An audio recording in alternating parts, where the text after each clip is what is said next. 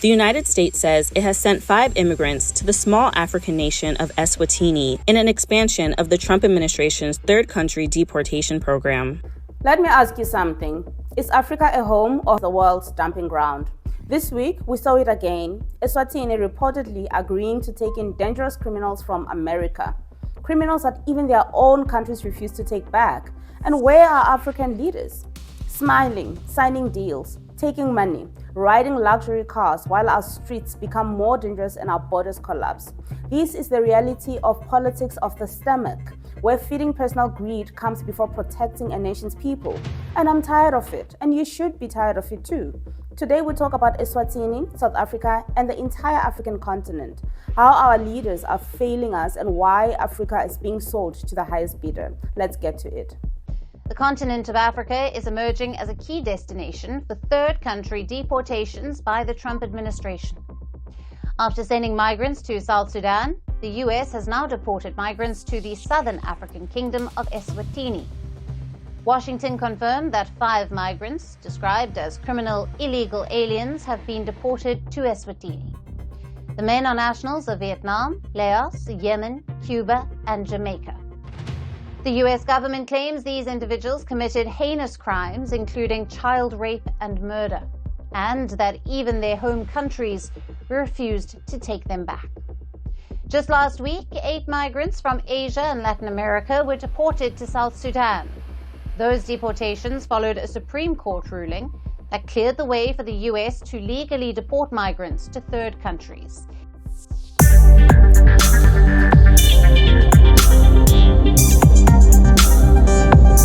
Let's start with the madness.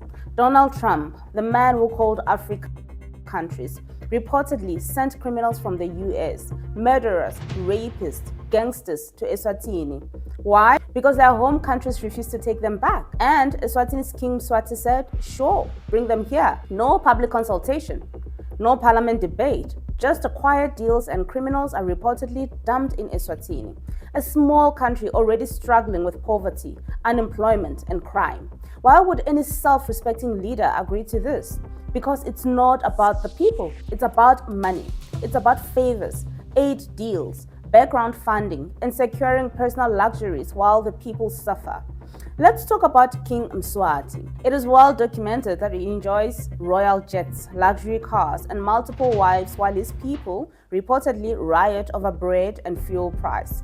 This is the same king accused by a human rights group of using live ammunition on his own people during pro-democracy protests. Yet, when America says, take these criminals, it happens. This is why Africa will never move forward until corrupt, self-serving dynasties are voted out. And we can't sit here in South Africa acting holy. Our borders are in shambles. At places like Musina, Beitbridge, Libombo, and Komati Port, it's widely reported that drugs flood in, human traffickers pass through, and illegal mining syndicates grow stronger.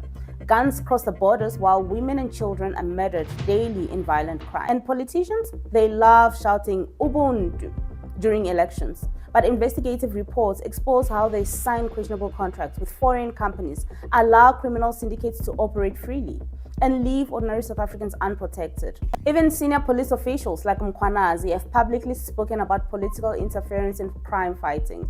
And what happens? Silence, cover-ups, spin doctoring. This isn't just Eswatini. This isn't just South Africa. Look at Gambia. It's been widely exposed how under Yahya Jammeh's rule, the country became notorious for selling fake HIV cures, jailing journalists, and auctioning off passports with zero accountability. In Liberia, credible investigations revealed how diplomatic passports were sold in bulk to suspected criminals after years of civil wars, while ordinary Liberians struggled for survival. Sierra Leone has been named in reports of questionable diamond deals and foreign diplomatic sales, turning their own precious resources into tools for personal gain. In Sudan and South Sudan, several human rights groups have documented human trafficking, secretive oil deals, and allegations of US proxy deportations programs. After years of civil, Somalia's toxic waste scandal has been reported by the UN itself, documenting how foreign ships dumped hazardous waste along the coast during the civil war. The Democratic Republic of Congo's mineral looting is no secret. Global Witness and other organizations have exposed how the country holds the world's richest deposits while ordinary citizens remain among the poorest. Kenya's scandals involving bribes from foreign contractors have been reported in both local and international media, with infrastructure projects collapsing while politicians flaunt wealth. Uganda's President Museveni has faced ongoing criticisms from opposition parties and activists for ruling nearly 4 decades while young people flee the country in search of opportunities. Zimbabwe's resource looting, including recent lithium sales to Chinese companies, is well documented, even as the majority of citizens live in poverty.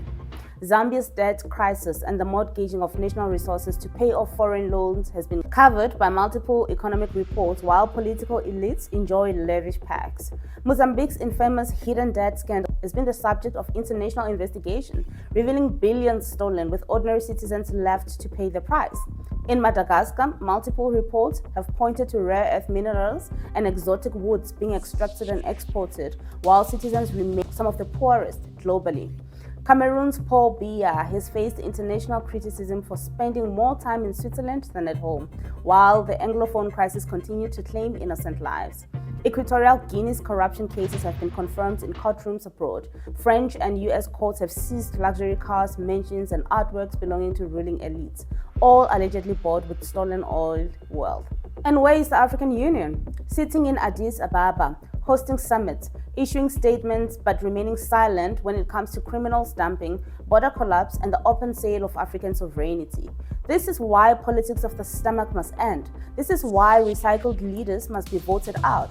This is why we need young, bold leadership that puts people before profit. Africa has resources. Africa has talent. Africa has brilliant young people. But we are being held hostage by selfish dinosaurs in power who only serve themselves. We deserve safe borders. We deserve functional governments. We deserve leaders who protect us from foreign exploitations, not leaders who rent us out like cheap storage space. So when you see Eswatini reportedly taking in American criminals, when you see South Africa's borders wide open, when you see the scandal of passport selling in Liberia, toxic dumping in Somalia, looted diamonds in Sierra Leone, and stolen cobalt in Congo, ask yourself, who really runs this continent? Is it the people or the greedy few? If you believe Africa deserves better, if you believe it is time to end politics of the stomach, then say it with me. Enough is enough.